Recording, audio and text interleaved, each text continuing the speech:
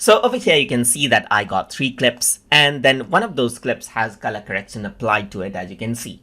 So if you want to go around and copy out the color correction applied over here and apply it to other clips, then the process is simple. You can select out a clip that you want to copy the color correction from, and then you can go around and press Ctrl C on your keyboard, which is for copy, and then you can go around and press Ctrl V for paste, and then you can see that the color correction gets applied over there.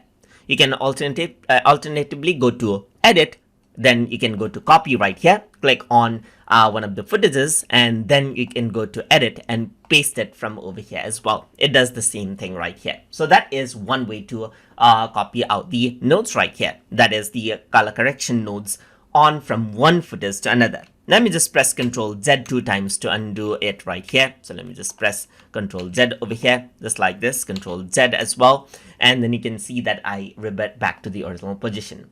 The other way is to right click over here on the footage that you see on the preview window right here, and then click on grab still. So once you do that, the still is here. So now all you need to do to apply it is go around and use the middle mouse button right here. Just click on it and then it is applied. You can go on to the second footage as well, click on it by using the middle mouse button, and then it is applied right there.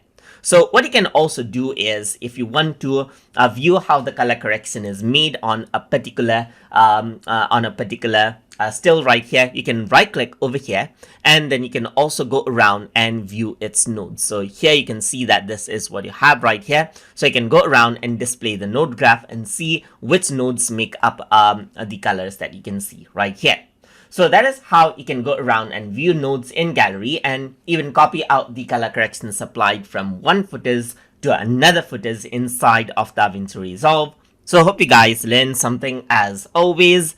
And as always, please like, comment, share, and subscribe.